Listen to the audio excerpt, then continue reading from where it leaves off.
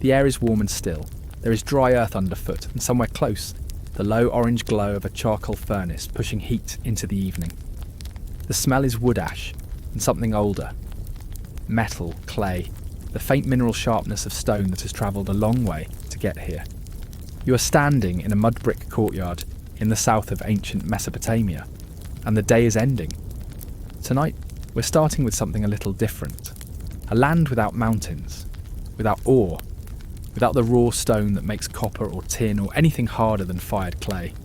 A plain of river silt and canal water, low reeds bending in a warm wind, and somewhere in the middle of all of it, a furnace. Delicate, precise metalwork being shaped and counted and traded and stored. By all logic, it should not have lasted. By all logic, it should have stayed a passing thing, imported and fragile, and dependent on too many distant places. But it didn't. Before we go any further, if this is the slow rhythm you like to fall asleep to, a quiet story told slowly, with no rush, consider liking the video. It takes a second and it helps this channel more than you'd think. And if you want more nights like this one, subscribe. We put out these long, slow documentaries for exactly this quiet evening. Drop a comment too, if you feel like it. Just tell us where in the world you're listening from. It's nice to know. Now, let's begin. There is a clay tablet near the edge of the forge. It's small enough to hold in one hand. Sun-dried, not fired. The marks on it were pressed in, while the clay was still soft. Small wedge-shaped impressions made quickly by someone who had other things to do. The marks are a count. What came in, what went out, who was responsible for the difference. The tablet is not art. It is not ceremony. It is record-keeping, and it sits beside a furnace the way a receipt sits beside a register. That detail matters more than it might seem. The courtyard itself is modest. The walls are mud brick, and they hold the heat of the day longer than the open air does. The furnace is shallow, a pit lined with clay, banked with charcoal, fed carefully to hold a sustained temperature rather than a quick blaze.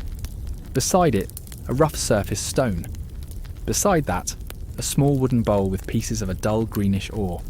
Further back, almost in shadow, a few small lumps of a pale soft metal, tin most likely, measured out and waiting. None of this was easy to gather. The flat land between the Tigris and the Euphrates did not produce copper ore. It did not produce tin. It produced grain and canal water and mud bricks and reeds, and an extraordinary capacity for organisation. Everything the smiths needed, every piece of raw material in that courtyard, had come from somewhere else, overland by donkey caravan, downriver on reed boats, through chains of traders and administrators, and tallied receipts pressed into clay tablets not unlike the one cooling near the forge lip. The Sumerians, or at least the people living and working in the cities of southern Mesopotamia across what we now call the Bronze Age, had built something remarkable around this constraint. Not despite the absence of ore, but through it. The city did not mine, the city managed. It organised the distances, absorbed the costs, tracked every transaction, and turned imported raw stone into finished objects. Tools for harvest, vessels for temple offerings, blades for civic use, copper fittings, bronze figures, weights and measures, and things whose original purpose we can only guess at now, because the objects survived, but the words explaining them did not. For a while this worked with almost no interruption. You can feel the stillness of this place in the evening. The furnace has been burning since midday. The smith, the simurg, as the tablets call the role, the metalworker in the temple or city workshop, has been standing close to it for hours. Not dramatically, not heroically, the way anyone stands near a long-running task that requires attention but not crisis. There is soot on the mud brick. There is soot on the smith's hands and forearms, and probably on the wool tunic that has been worn many times before this. The canal is nearby. You can hear it if the wind is right. A low, continuous sound. Water moving past reed-lined banks in the slow dark outside the courtyard walls. The simurg was not a free agent. Not entirely. The major workshops, the ones producing goods at scale, were attached to temple complexes or palace institutions. The scribes who pressed marks into clay were not decorative. They were functional authority. They counted what came in through the gate, and what left through it. And the smith who worked within that system would have known their name. Would have known, probably, which scribe was strict and which was more relaxed about rounding. This is one of those things that becomes more interesting the longer you sit with it. These are some of the earliest known industrial records anywhere on Earth. Not war stories, not royal proclamations, inventory counts, material tallies, delivery receipts, the mundane paperwork of a craft economy pressing itself into permanence, because clay happened to be available, and the information happened to matter. Over time, this record keeping became a distinct expertise. The scribes who tracked metal movements were not always the same scribes who tracked grain. The complexity of sourcing, smelting, alloying, distributing, and accounting for metal goods. All of it running through the same administrative system that managed irrigation canals and labour obligations and agricultural yields, required a level of bureaucratic precision that is honestly a little staggering to consider. And all of it invisible now except in fragments. Tablets that survived in dry conditions. Tablets that happened to be baked hard when the buildings around them burned. Tablets that were important enough, or unimportant enough, to have been left exactly where they were set down. The furnace is still going. It holds its heat in a way that a cook fire does not. There is a quality to the glow of a charcoal forge that is different from open flame. Steadier, deeper, more internal. You can feel it from a few feet away, a dry warmth that moves through the air without flickering. The smith watches it the way an experienced person watches something that has trained them to be patient. Your only job right now is to rest. You don't need to hold on to any of this. The story will carry itself. The day has already passed. Whatever was left undone is still going to be undone in the morning. And that is fine. You're just here in the warm evening, somewhere near a courtyard that has been quiet for 4,000 years. The imported ore is waiting by the furnace. The clay tablet is cooling near the edge. The sound of the canal comes and goes depending on the wind. What the tablet cannot tell us, and this is something that becomes clearer the more records survive, is how the smith knew. How the simurg knew when the temperature was right. When the alloy had reached the moment it needed to reach. There are no surviving manuals. No written instructions for the technical process itself. The ratios of copper to tin that produce functional bronze, the specific behaviour of the melt at the right heat, the moment to pour and the moment to wait. None of that appears in the records that survived. What appears is what went in and what came out. The knowledge that lived in between is not written anywhere we have found. The city stood. The fire waited. The clay remained. And somewhere in the space between the tablet at the edge of the furnace and the cooling metal in the mould, there was a knowledge that passed from person to person without ever becoming a document. A knowledge held in the hands and in the eyes and in the quiet certainty of someone who had done this enough times that the doing itself became the instruction. The evening is settling now. The courtyard is dimmer. The furnace holds its glow. That knowledge had to come from somewhere, and the further back you trace it, the more you realise it didn't begin in the courtyard at all. It began much further away. In mountains the simurg would never see. On roads the temple scribe would never walk. In the hands of people whose names are not in any record that survived. The plain itself gives you nothing in the way of stone. Stand anywhere in the lowland between the two great rivers, and the ground beneath you is silt, river-laid, patient, centuries deep.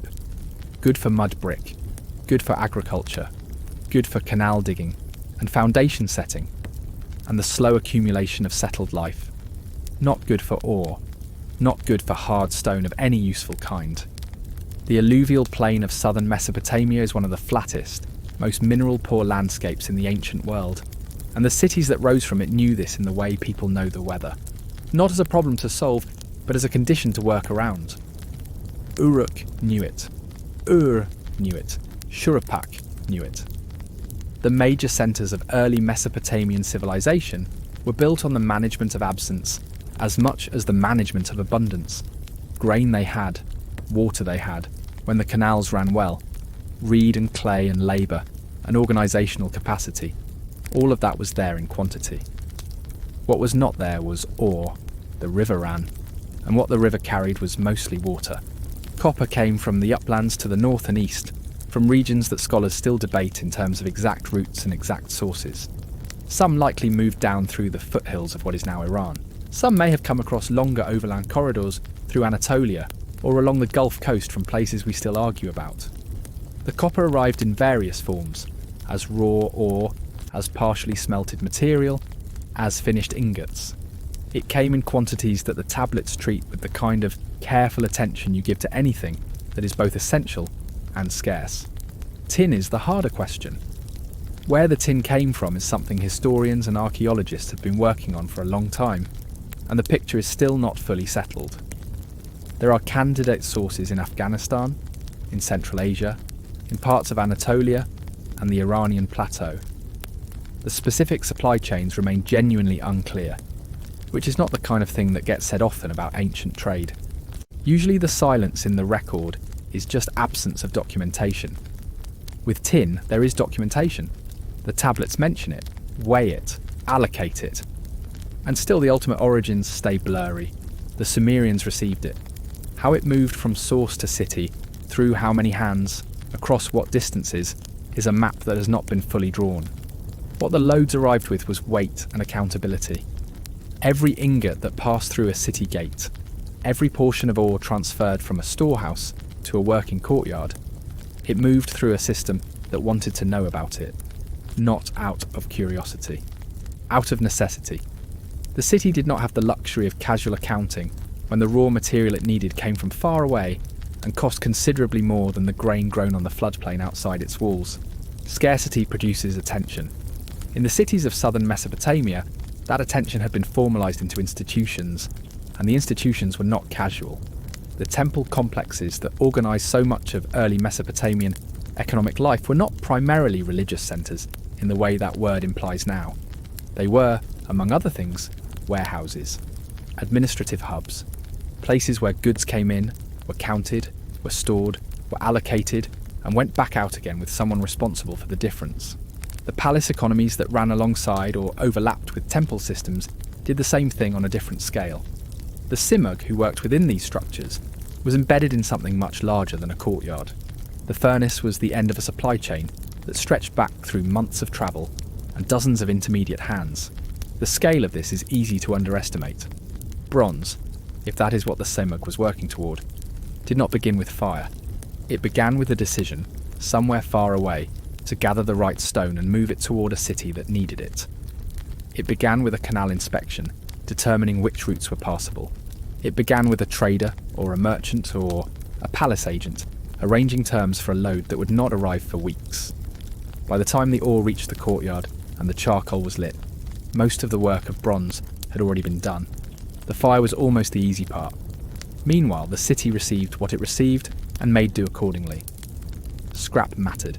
This is something easy to miss until someone points it out, and then it becomes obvious.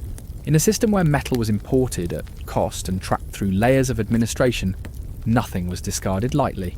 Worn tools, broken fittings, old vessels that had served their purpose. These were collected, weighed, re-entered into the accounting system, and eventually recycled into new objects. The metal did not stop being metal just because its first shape was no longer useful.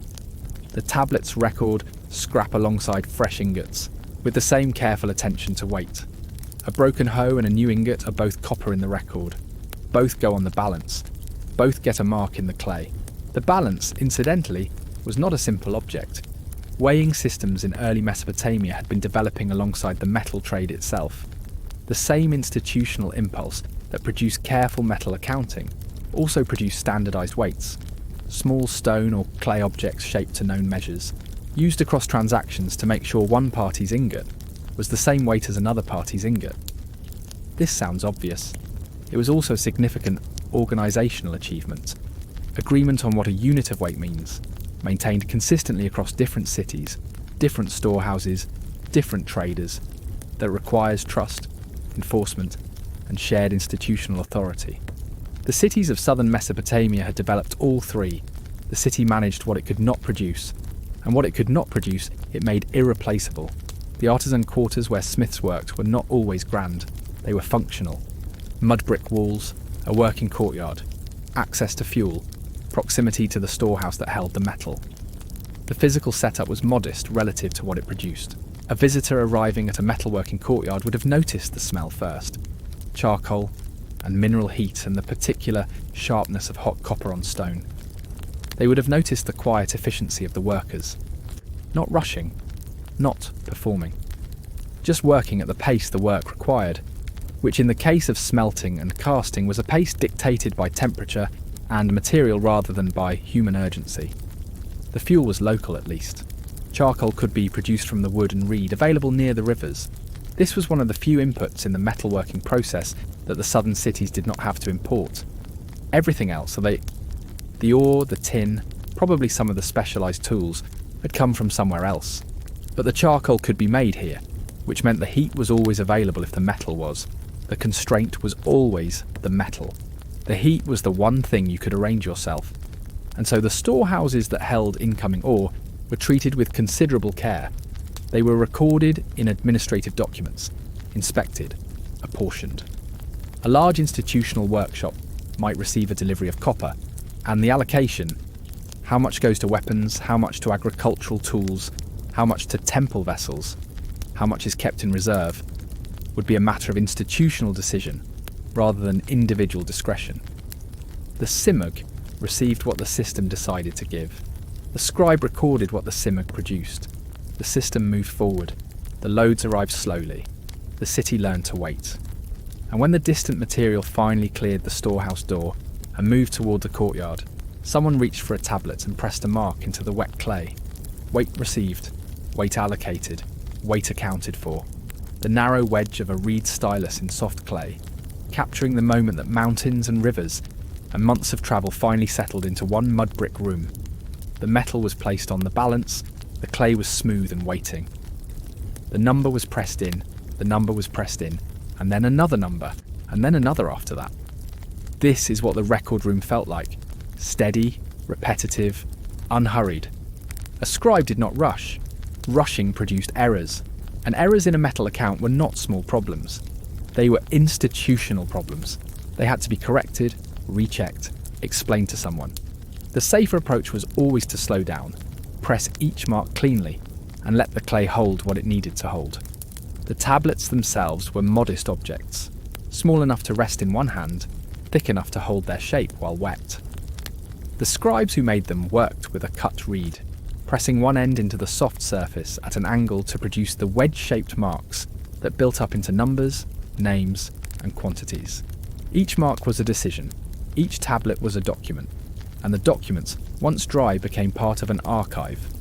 Rows of clay, recording the movement of copper and tin, and finished bronze through the institutions of the city.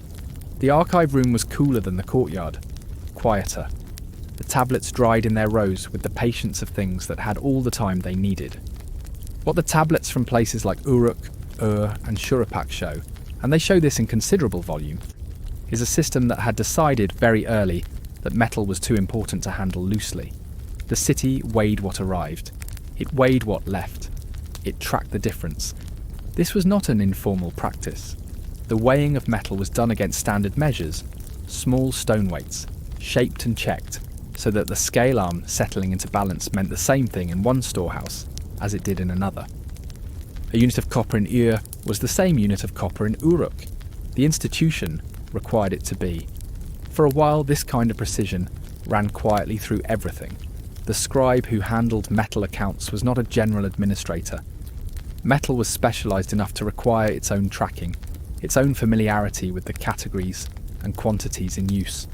A copper delivery might arrive as a set of ingots, each weighed and marked, totalled against an expected shipment. The scribe compared what arrived with what the messenger or the merchant said would arrive, noted any discrepancy, and pressed the result into clay. If what arrived fell short, that shortfall was not simply absorbed. It was recorded. Somewhere down the line, someone would be responsible for explaining it.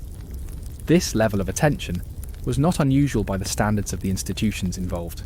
Temple and palace administrations in early Mesopotamia tracked labour, grain, livestock, textile production, and land in the same spirit. But metal carried a particular weight within the system, because metal could not be replaced by growing another crop or waiting for another season. If a shipment of copper was short, the workshops waited. If the tin ran low, the alloying stopped. The scribes who tracked these inputs were, in a quiet way, managing a vulnerability that the institution could not entirely control.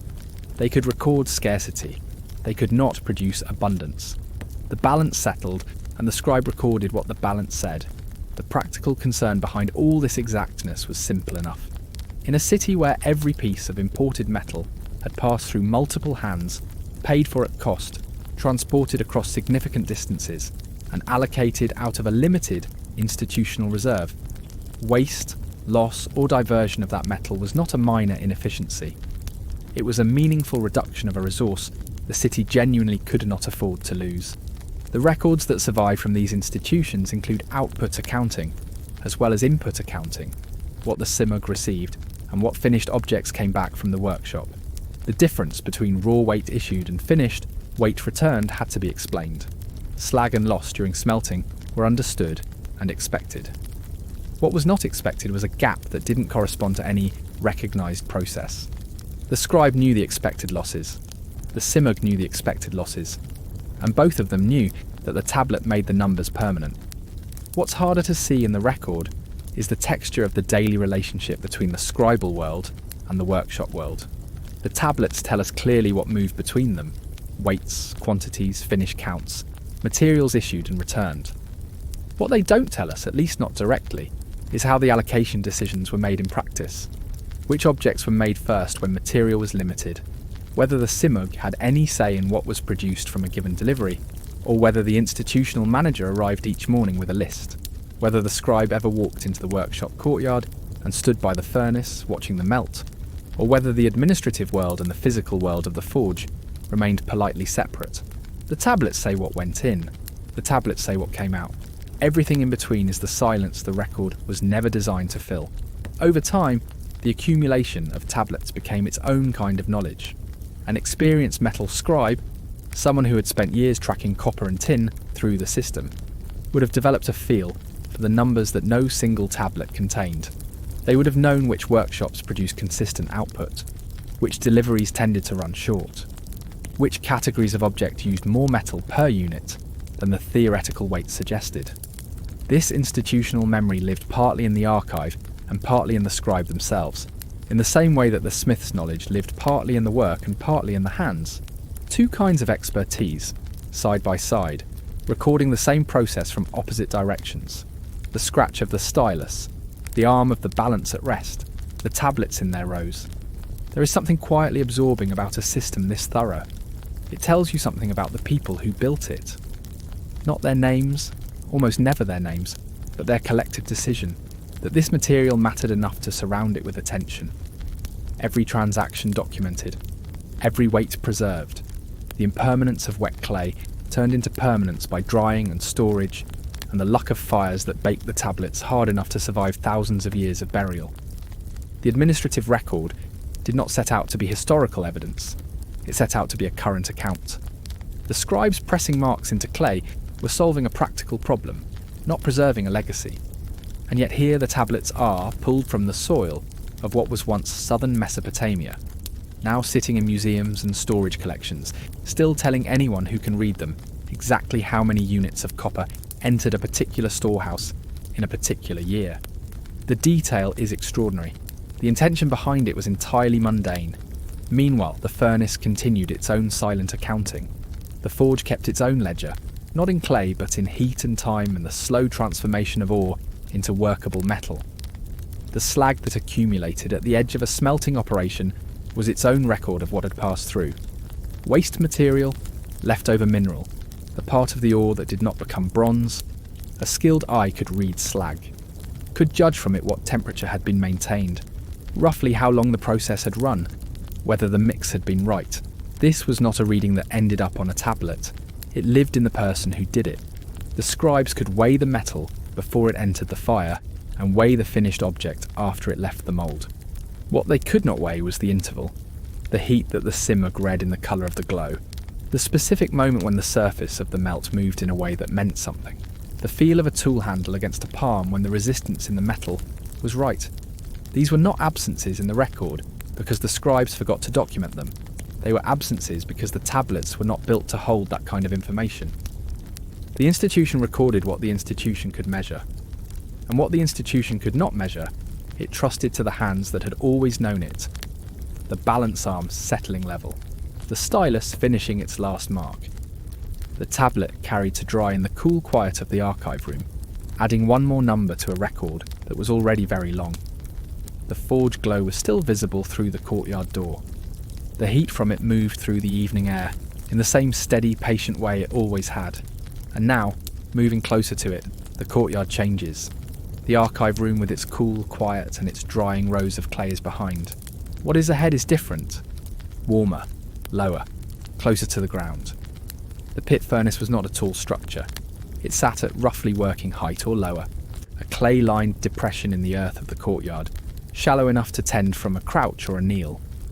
The walls of the pit were built up with clay, smoothed and resmoothed over many firings, until the interior surface held a kind of heat memory. Layers of baked clay that absorbed and radiated warmth more consistently than raw earth would. The bottom of the furnace was charcoal, carefully laid, not a loose pile, a deliberate arrangement, built to allow air to move through it from below and from the side, feeding the combustion steadily, rather than in rushes. Charcoal was the fuel of choice for a reason that anyone who has worked with fire would recognise. It burns hotter than wood and more evenly. It produces less visible smoke once fully lit. It holds temperature in a way that allows sustained work rather than constant adjustment. The smiths who used it didn't think of it in those terms. They just knew it worked.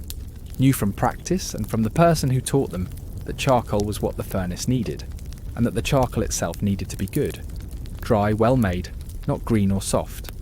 The fire answered when it was fed correctly. The earliest known method of forcing air into a furnace, of pushing the temperature above what a natural draft could achieve, involved blowing through a clay tube, a pipe pressed into the side of the fire at an angle, and a person crouching nearby breathing steadily into it. This was physical work. Sustained blowing into clay tubing was not a quick effort. It required rhythm, patience, and a feel for when the fire needed more and when it was already running well enough without help. Later developments included early forms of bellows, simple devices that compressed air and directed it through a nozzle. But the basic principle was the same whether the air came from lungs or from a pressed chamber. Oxygen fed the heat. More oxygen meant higher heat. The control was in knowing how much, and that control was entirely in the body. The simug working a furnace was reading something that had no written form. The colour of the charcoal bed as it moved from black to dull red to brighter orange told a trained eye where the temperature stood. A particular shade of orange-white at the heart of the fire meant something different from the cooler red at the edge. The difference between those shades was not described in any surviving text. It was demonstrated, watched over time, absorbed until it became a reflex rather than a thought. The smell changed too as the fire deepened. There was a point in the heating of copper ore where the mineral compounds began to break down, where the heat was doing chemical work rather than just warming stone, and that shift had a particular quality in the air above the furnace. Not sharp, not alarming. A distinct mineral release, dry and slightly metallic, that a smith who had done this many times would have recognised without consciously naming. A sign that the process was moving in the right direction. Meanwhile, the ore or ingot in the furnace was undergoing its own slow change. The copper began as something dull and dense. As the heat climbed, its surface started to show a subtle shift in its quality, a softening of what had been rigid. The metal was not yet liquid. It was approaching something between its solid and molten states. And at this stage it required a smith who understood that pushing heat too fast did not speed the process. It risked losing control of it entirely. The right approach was to let the temperature build steadily, attending to the fire's needs without forcing its pace, checking the state of the metal through observation rather than intervention. The smith's hands knew when to be still. When copper reaches its melting point, it goes liquid in a way that has a particular character. Smooth, dense, slightly viscous compared to water, with a surface that catches light in a specific way. A practiced smith watching that surface would have been reading multiple things at once. The colour of the glow from beneath, the texture of the surface, the way the melt moved or didn't move when the furnace shifted. This was not a single signal.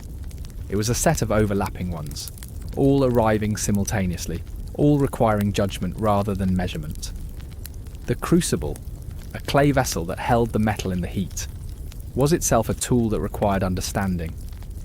Clay crucibles were made for repeated use and absorbed heat over their lifetime, becoming more reliable with each firing as the material seasoned. A fresh crucible behaved differently from a well-used one. The smith knew this, knew which crucible to reach for and which to set aside. Over time, the preparation before the pour became its own rhythm. The mould waited nearby, clay most often, formed around a shape, dried, and placed where the metal would reach it without travelling far. The simurgh who had planned the casting knew in advance how the mould was positioned, how much metal was needed to fill it, what sequence of steps came after the pour. This was not improvisation. It was a practiced sequence. The same broad shape repeated across many firings, with adjustments made for the specific object, the specific day, the specific state of the materials. The pour itself was brief. After everything that came before it, the actual moment of transfer from crucible to mould was a matter of seconds. Controlled tipping, steady hands, a smooth movement that kept the flow unbroken. A pour that splashed or stopped mid-flow could introduce defects into the finished object. Voids, cold seams, surface flaws that would require reworking. The goal was a single, unhurried movement from vessel to mould, completed before the metal cooled enough to become difficult. The sound of metal entering a clay mould was its own small signal. A clean pour had a particular sound, smooth, brief, without turbulence. A troubled pour sounded different. The smith listening to it would have known immediately whether the movement was right, and would have made the small adjustments in wrist and angle that experience had made automatic. All of this in the space of a few seconds. All of it without measurement of any kind. Then the waiting. Cooling metal contracts slightly. The mould around it holds its shape as the liquid becomes solid again. A reversal of the transformation that the fire had accomplished, happening now quietly in the cooling air of the courtyard. The hiss of the first seconds after the pour gave way to silence. The surface of the metal lost its glow. The colour moved from bright orange to dull red to the deeper tones of cooling bronze, and eventually to the grey-brown of a newly cast object still warm to the touch. What was in the mould was now something else, something that had not existed before. The process of heating, melting and casting could be followed by reworking, hammering the cooled metal while it was still warm enough to shape, refining edges, correcting small imperfections, working the surface in ways that casting alone could not achieve. This hammering required its own understanding of temperature. Struck too cold, copper resisted and cracked. Struck at the right warmth, it moved. The simurgh who did this work moved between furnace and anvil stone in a rhythm that kept the metal in the cooperative state between too rigid and too soft. All of this lived in the body. The eyes that read colour, the ears that heard the sound of the pour, the hands that felt the hammer's response change as the metal cooled through its working range, the nose that tracked the air above the furnace. None of it documented, none of it transmittable through the kinds of records the scribes produced. What modern reconstructions of ancient smithing find, consistently, is that the technical knowledge required to do this work is genuinely difficult to develop from description alone. Reading about temperature ranges in copper metallurgy is one thing. Knowing when you are inside those ranges, without instruments, through observation of a living fire and a changing metal, that is something else entirely. It took time. It took repeated failure. It took someone beside you who already knew, showing you what to look for until you could find it yourself. The finished piece cooled in the mould. The courtyard was quieter now. The furnace had given what it had to give, and in the dull light of a fire that no longer needed tending, the object that emerged from the clay mould was harder, sharper, more durable than anything the plane itself had ever produced. The city of mud and reeds had made something from stone that came from elsewhere, using knowledge that lived nowhere but in the people who held it. The object rested in a soot-marked hand, still warm from the mould, heavier than stone, smoother, with an edge that held its shape in a way that stone never quite did. The person holding it would not have thought of it as a milestone. It was a tool, or a fitting, or a blade, a finished thing after a long process. But the material itself had already begun a quiet shift that would take generations to fully arrive. Copper, worked alone, has limits. It is useful. It was used extensively across the early cities of Mesopotamia, shaped and hammered and cast into objects that served real functions. A copper tool could cut, could fasten, could hold weight. But copper is soft relative to what comes after it. an edge made purely from copper dulls faster. A copper blade, struck against hard resistance, bends rather than holds. The metal is generous with its shape and less generous with its endurance. The move toward harder material was not a decision made on one day by one person. What happened first across the wider ancient world, and probably in the workshops of southern Mesopotamia too, was the use of copper that happened to carry traces of other minerals, arsenic among them. Arsenical bronze, as scholars call it now, was not always a deliberate alloy. In some cases, the ore itself carried both copper and arsenic in natural combination, and the metal that came out of the furnace was simply harder than pure copper without anyone having planned it that way. Over time, smiths noticed the difference. A batch from one source produced metal that kept its edge longer. A batch from another source did not. The reason was not understood in chemical terms, but the outcome was observed and gradually sought. The metal changed, one firing at a time. Working with arsenical copper or bronze carries its own considerations. The compounds involved in the smelting process are not neutral, and scholars are careful to note that the people working these furnaces over long periods would have been exposed to conditions that are now understood to carry health risks. This is noted not for dramatic effect, but because it is part of what the work actually cost. The Simurgh who spent years beside these furnaces was not working in a neutral environment, and the physical demands of the craft extended beyond heat and exhaustion. This is one of the quieter details that the tablets, with their weights and tallies, do not record at all. What the hands repeated, the hands eventually refined. True tin bronze, the deliberate combination of copper and tin in ratios that produced a material measurably stronger and more workable than either pure copper or its arsenic-bearing predecessor, appears in the archaeological record of Mesopotamia across the 3rd millennium, deepening through the early dynastic period and into the Ur III era. The timeline is not a clean line.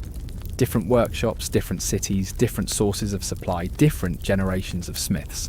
All of these produced variation.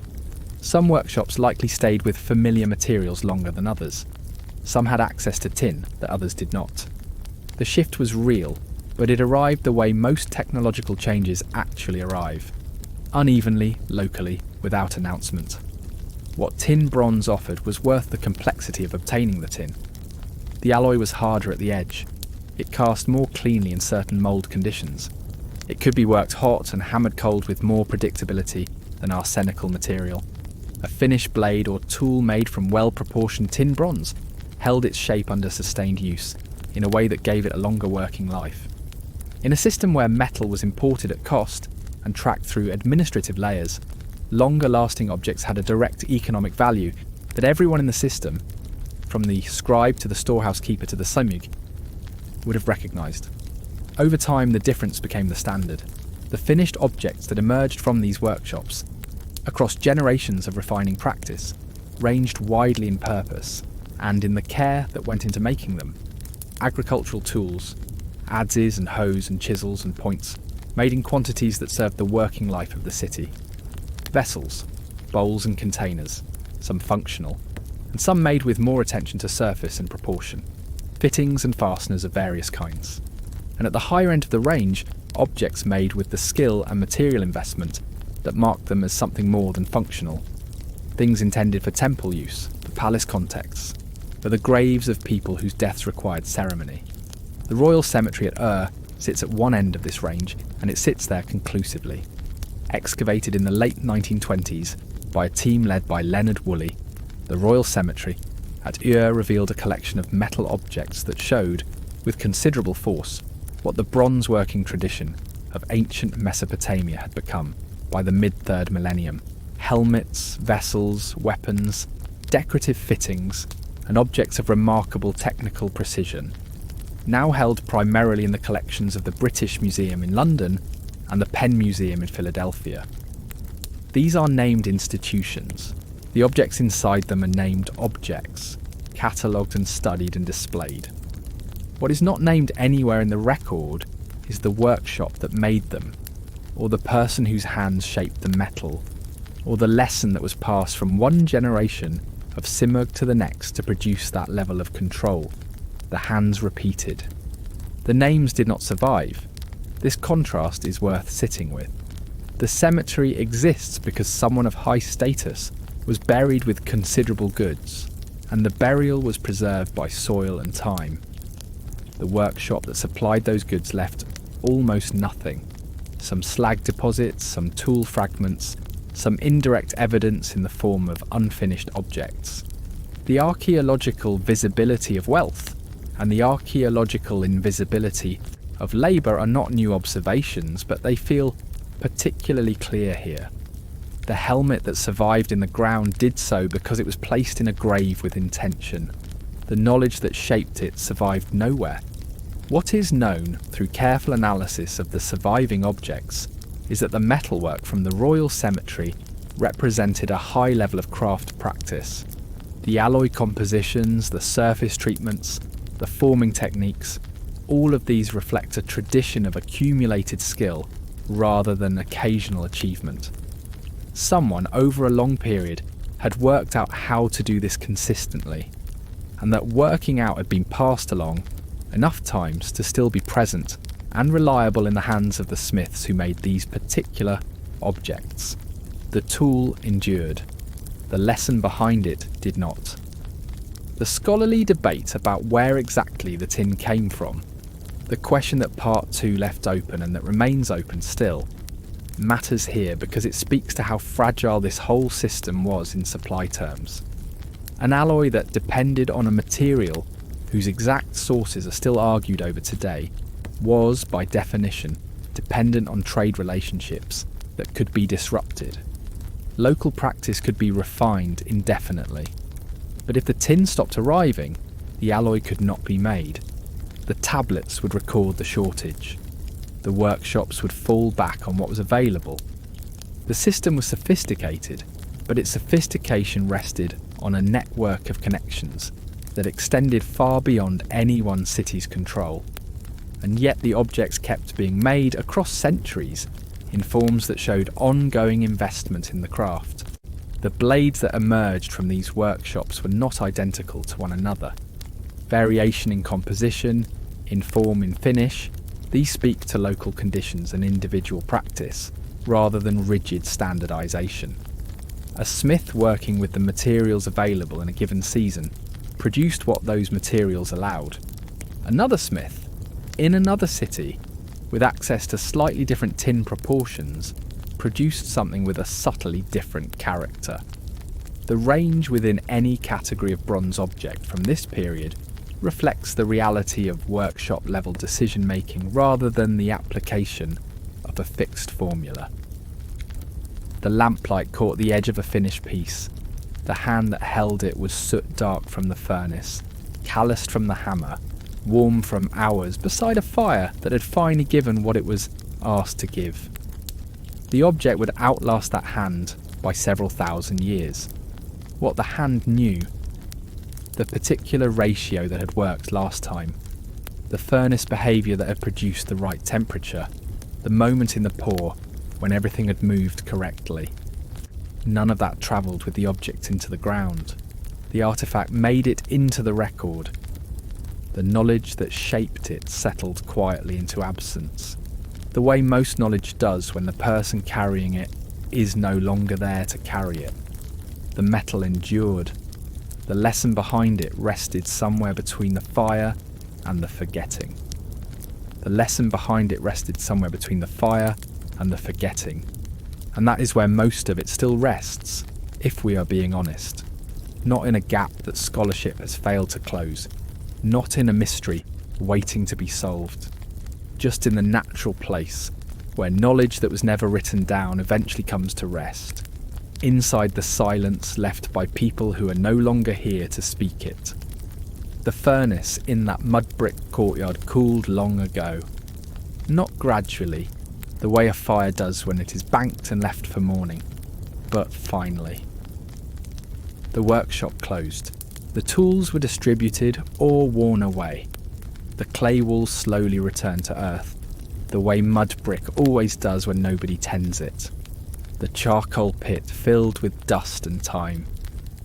The courtyard that had held the smell of mineral heat and the steady breath of blowpipes became ground, and then became what was under the ground, and then became part of the layered tell that sat quietly for centuries until someone with a brush and a notebook arrived to sort through what remained.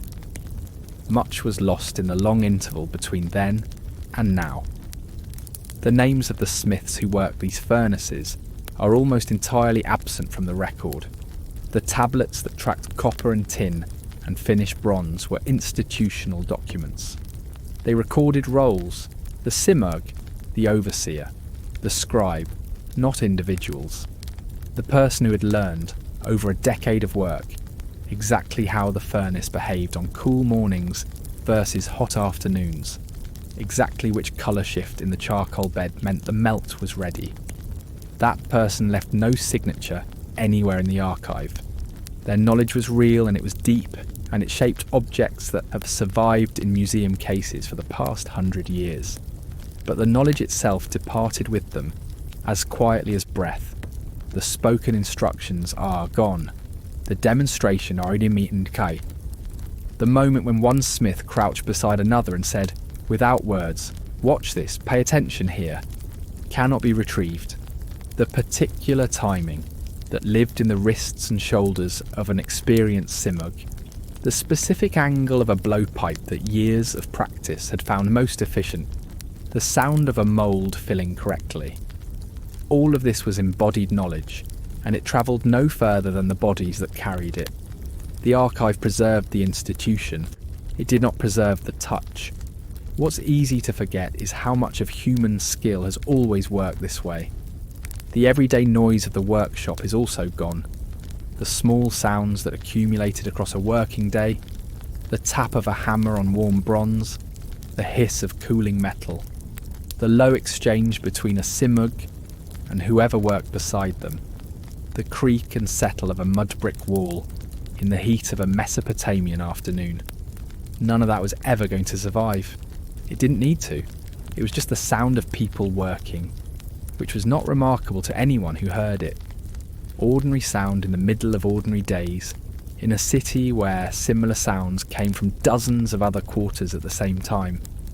The weavers, the potters, the reed workers, the grain processors, all of them producing their own textures of daily labour that also vanished without record. The archive held what the archive was designed to hold, and some things remained. The tablets survived in numbers that still produce scholarly surprise. Thousands of administrative documents from sites across southern Mesopotamia, Uruk, Shuruppak, Girzu and others, still record the movement of copper and tin and bronze goods through the city institutions of the third millennium.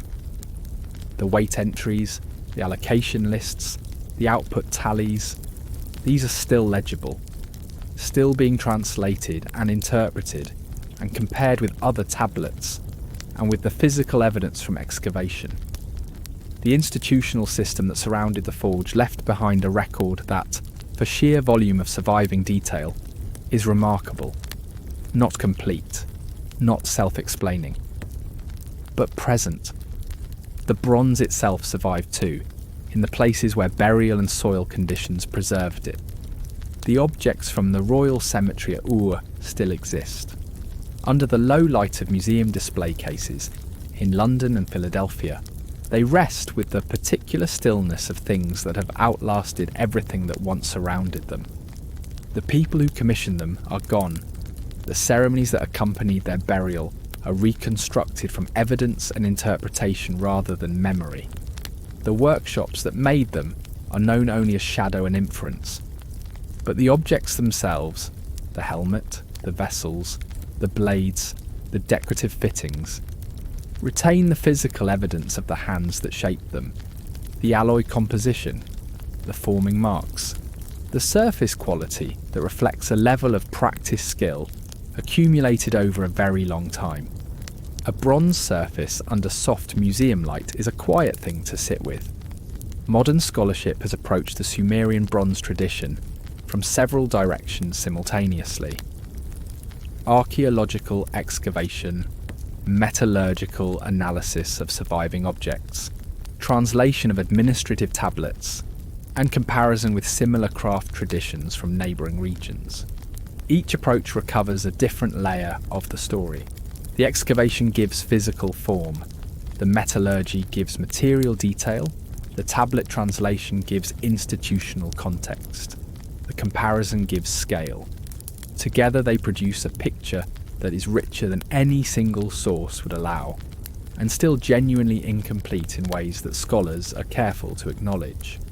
The reconstruction of ancient smithing practice, the kind of experimental archaeology that involves building replica furnaces and working with period-appropriate materials, consistently finds that the technical demands of the craft were real and significant, that the sensory judgment required to do this work cannot be acquired from reading, that the knowledge the Simurgh carried was not simple or peripheral, but central to the whole system, without which the tablets and the storehouses and the trade routes produced nothing.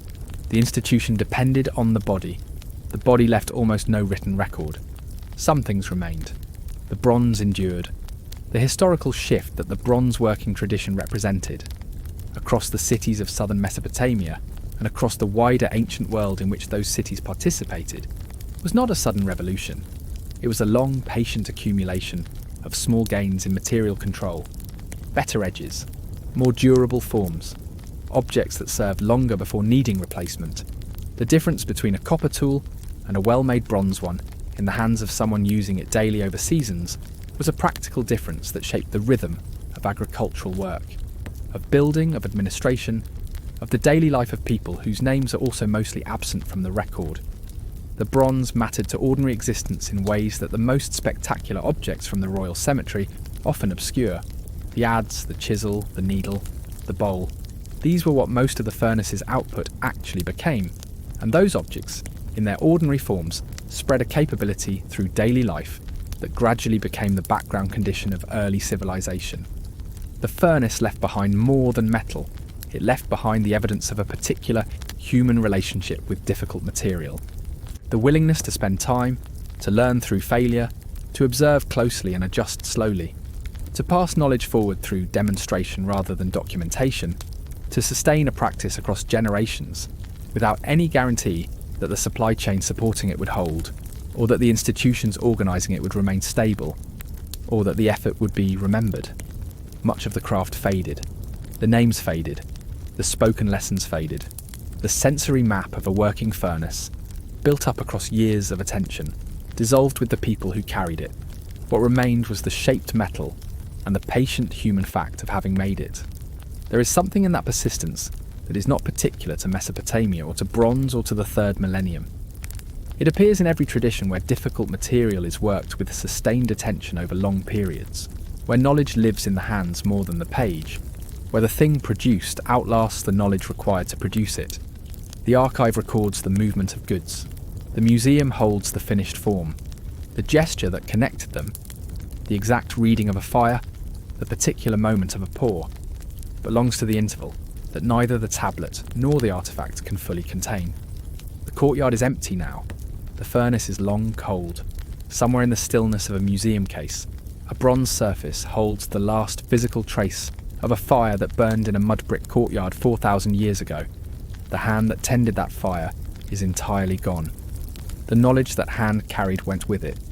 What remained was the shaped metal and the weight of it, and the edge that still holds its form in the quiet of a glass case, under soft light at the far end of a very long night.